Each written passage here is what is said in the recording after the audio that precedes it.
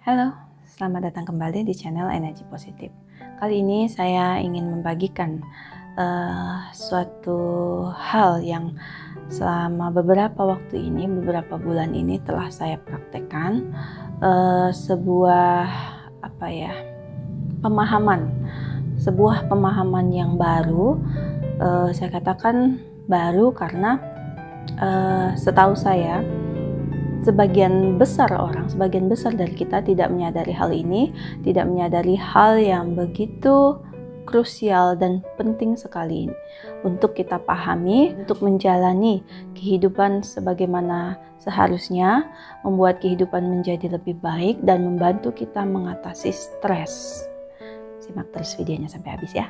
Jadi di video saya sebelumnya, saya sudah pernah membagikan tentang eksistensi atau jati diri kita, bahwa kita ini lebih dari sekedar tubuh, lebih dari sekedar pikiran. Nah, ini video kali ini mempunyai kaitan langsung dengan video sebelumnya. Saya ulas sedikit. Di video tersebut saya katakan bahwa kita ini sebenarnya bukanlah tubuh kita ini bukanlah pikiran kita, juga bukan identitas yang kita bawa di dunia ini.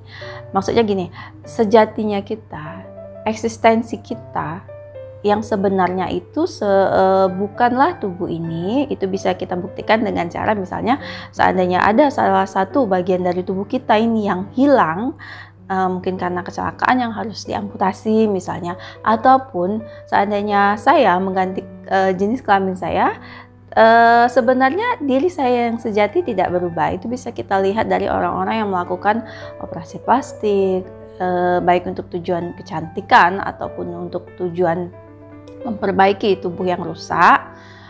Bisa jadi juga orang-orang yang mengganti jenis kelaminnya walaupun dia mengganti identitas dia, yang tadinya laki-laki menjadi perempuan, ataupun sebaliknya, dirinya yang sejati itu tetap saja sama, tidak ada perubahan. Begitu juga ketika kita melihat foto-foto kita masih kecil, ada tentunya perubahan dari ketika kita balita, remaja sampai sekarang, tubuhnya berubah, ada perubahan. Ya, ada proses penuaan di situ. Tapi sejatinya tetap saja sama, diri kita tetap yang itu juga. Nah, diri kita yang itu juga itulah yang disebut sebagai eksistensi kita yang sejati. Tidak ada perubahan, tidak lekang. Ya, walaupun tubuh ini menua, fisik ini menua, tidak lekang. Itu pada dasarnya abadi. Itulah yang kita sebut sebagai spirit, atau di dalam kajian spiritual disebut sebagai consciousness ataupun kesadaran. Nah, di sini saya ingin membagikan lebih jauh lagi mengenai pemahaman saya dan juga beberapa pengalaman saya yang telah saya lakukan beberapa bulan belakangan ini mengenai consciousness ataupun kesadaran. Jadi gini, dulu saya pernah membaca sebuah tulisan tapi saya lupa. Rasanya Einstein juga pernah bicara seperti ini, bahwa sesungguhnya manusia itu tidak berpikir, bahwa sesungguhnya kalau saya kembangkan manusia itu tidak sadar. Hanya sepersekian persen saja, kalau nggak salah 12% saja, dengan melalui riset ya, manusia itu menggunakan kapasitas otaknya. Jadi kemana 80% sekiannya? 88% sekiannya kemana? Tidak digunakan. Ya, orang yang selevel Einstein, orang-orang yang sangat brilian pun ternyata tidak menggunakan kapasitas otaknya secara maksimal. Mungkin kamu sering menemukan kalimat seperti ini ya. Nah, mengapa seperti itu? Dari kajian spiritual, ternyata manusia sebagian besar tidak sadar. Sadar yang bagaimana? Mungkin kamu akan berkomentar, kok dibilang tidak sadar? Orang jelas-jelas kita melek, kita bangun tidur, karena kita biasanya benar-benar sadar gitu ya. Biasanya kita mengidentikan kesadaran itu dengan keadaan tidak pingsan gitu ya, waras, dan juga tidak tidur, berarti kita sebut sadar. Padahal kesadaran yang sebenarnya adalah kesadaran yang jauh lebih daripada itu. Sesungguhnya kita yang dalam keadaan melek seperti ini pun sering sekali tidak sadar. Nah, disinilah yang ingin saya bagikan dengan teman-teman semua. ini berkaitan dengan video tadi saya katakan, sesungguhnya kita dikatakan sadar apabila kita benar-benar menghadirkan eksistensi kita, seperti yang saya sebutkan di video tadi, menghadirkan seluruh jiwa kita di momen saat ini, sekarang. Jadi, kita benar-benar ada. Ada ini bagaimana sih? Ada dan hadir ini bagaimana sih? Itu artinya kita benar-benar apa sih? Ini sulit dijelaskan. Menggunakan seluruh eksistensi kita untuk hadir saat ini. Misalnya sekarang saya sedang berbicara, saya sedang merekam video saya yang kemudian kamu tonton. Saat ini saya sedang benar-benar hadir di dalam tubuh saya. Nah, ini ya, eksistensi kita yang sebenarnya adalah kesadaran atau roh atau spirit. Ketika kita menempati tubuh ini, artinya kesadaran kita atau roh itu benar-benar menghuni tubuh kita. Ya, dicatat. Maksudnya kamu benar-benar menghuni tubuh kamu. Artinya ketika kamu memegang sebuah pena atau ketika kamu memegang sebuah handphone seperti ini, kamu benar-benar merasakan dan memperhatikan setiap gerak-gerik kamu. Ketika kamu mengambil, ketika kamu meletakkan, ketika kamu mengamati. Artinya, kesadaran kamu, diri kamu itu benar-benar mengamati, memperhatikan setiap laku yang sedang kamu kerjakan. Ketika kamu berbicara, kamu benar-benar hadir saat itu. Benar-benar menyadari apa yang kamu katakan. Ketika kamu sedang berkomunikasi dengan orang lain, ketika kamu sedang mendengarkan orang lain berbicara kepadamu, kamu benar-benar ada di situ. Kenapa saya katakan kamu benar-benar ada? Karena faktanya kita tidak selalu ada di tubuh ini. Catat itu ya. Ini menarik, benar-benar menarik, namun juga membutuhkan perhatian yang sangat mendalam. Ketika kamu menyimak video ini, seharusnya kamu benar-benar memperhatikan dengan mendalam, karena jika tidak, kamu akan miss, kamu akan kehilangan maksud saya. Jadi, hadirkanlah dan biasakanlah kamu itu sadar, eling, waspada setiap saat. Karena buktinya, karena faktanya, kamu silakan cek dan kamu silakan sadari sendiri bahwa kita jarang sekali. Saya tidak akan jauh-jauh mengambil sampel sepanjang hidup kamu ya. Hanya dalam 1 kali 24 jam saja, atau ya katakanlah 12 jam saja, berapa menit, berapa sih waktu yang kamu sadari benar-benar kamu ada di dalam diri kamu benar-benar ada di momen saat ini, detik ini, saat ini saja. Kamu benar-benar aware, benar-benar waspada. Saya sudah mengukur di saya sendiri, dan jarang sekali saya benar-benar ada di dalam diri saya sendiri. Jarang sekali saya benar-benar menghadirkan eksistensi saya, kesadaran saya di setiap aktivitas saya. Jangankan 12 jam, 1 jam saja itu sulit sekali kita benar-benar eling atau ada di momen saat ini. Ini menarik sekali. Karena kita ini ternyata mengalami apa yang disebut sebagai ketidaksadaran kolektif. Kita semua tidak sadar. Apa akibatnya ini? Akibatnya kita seringkali kita dikendalikan oleh pikiran kita. Sesungguhnya kita ini tidak benar-benar berpikir. Berpikir di sini maksud saya berpikir dengan sadar, berpikir dengan keelingan, kewaspadaan, disertai oleh kesadaran kita sepenuhnya. Sebagian besar dari kita, rata-rata dari kita ya, mungkin semua orang itu seringkali melakukan proses berpikir dan beraktivitas secara autopilot, otomatis. Kamu buktikan saja, ketika bangun tidur, pasti yang ada di dalam pikiran kamu, habis ini saya gini, kemudian jam sekian saya berangkat kerja, terus seperti itu sepanjang hari. Tidak pernah bisa dikatakan di sini hampir tidak pernah kamu itu benar-benar mempunyai jeda di dalam diri kamu sendiri untuk benar-benar menyadari kehadiran kamu di dalam diri kamu. Saat ini sudah beberapa waktu ini saya berusaha, ya ini adalah latihan sepanjang hidup ya. Saya sudah berusaha untuk menghadirkan jiwa raga saya, menghadirkan perhatian saya di momen saat ini saja dengan kesadaran penuh. Kenapa ini menjadi penting? Apa sih manfaatnya bagi kehidupan? Ya, kesadaran penuh itu adalah saat dimana kamu benar-benar menjadi diri kamu sendiri. Kita ini sesungguhnya tidak benar-benar begitu sadar siapa diri kita sebenarnya. Kita cenderung mengidentikan diri kita dengan identitas palsu. Identitas palsu itu seperti apa?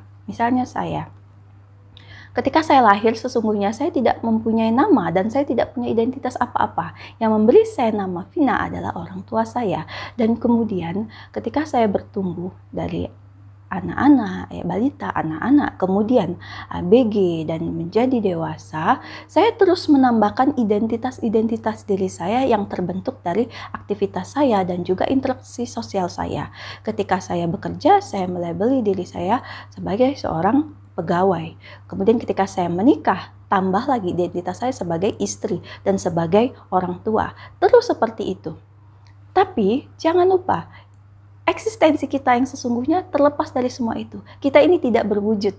Sebenarnya roh ataupun jiwa itu tidak berwujud. Hanya saja di film untuk memudahkan secara dramatis, menampilkan secara dramatis keberadaan roh itu dibentuklah bahwa roh itu sesuai dengan tubuh kita seperti ini. Tapi sebenarnya tidak. Itu sebenarnya tidak logis. Karena ketika kita mati misalnya di usia tua gitu ya, berarti yang harusnya ditampilkan adalah usia saat itu. Ya. Tapi sebenarnya roh atau kesadaran itu sendiri hanya sadar tok. Hanya sadar tok, tidak ada bentuk, tidak ada wujud. Ketika kita memasuki tubuh ini, ketika kehidupan dimulai, ditiupkanlah roh kita ke dalam tubuh ini dan kita menjadi manusia. Jadi kita mengidentikan diri kita seperti itu. Ya. Gunanya apa? Gunanya kita tetap sadar, menyadari eksistensi kita yang sesungguhnya itu untuk memberikan wawasan baru bagi saya pribadi, memberikan wawasan baru bagi diri saya sendiri bahwa kita ini, realitas kita yang sesungguhnya tidak boleh dilupakan adalah itu, bukan yang hanya di luar ini saja. Dengan begitu, ketika saya dihadapkan pada suatu situasi atau suasana ataupun realita kehidupan yang sangat berat, sangat memukul, maka saya tidak larut di situ. Saya selalu ingat bahwa saya bisa memilih, saya bisa menyadari bahwa saya bukanlah masalah saya. Saya yang sesungguhnya terlepas dari masalah hidup saya, penderitaan hidup saya. Ini bukan berarti saya ingin membuat orang-orang itu menjadi melarikan diri dari kenyataan, bukan, tapi hanya mengingatkan kembali kepada teman-teman semua bahwa kita sesungguhnya bukanlah hal-hal itu, bukanlah identik dengan hal-hal itu. Itu adalah situasi yang memang senyatanya harus kita hadapi. Tapi ketika kita begitu melekatkan diri kita dengan identitas-identitas tadi yang membawa begitu banyak penderitaan, begitu banyak permasalahan. Ketika kita menghadapi situasi sulit, ketika kita menghadapi masalah yang besar, kita identik dengan sana. Seolah-olah tidak ada jalan lain. Seolah-olah kita itu hidup kita hanya itu. Padahal tidak. Kita yang sejati itu sebenarnya hanya mengamati apa yang terjadi di dalam diri kita, di dalam identitas yang kita tambahkan tadi.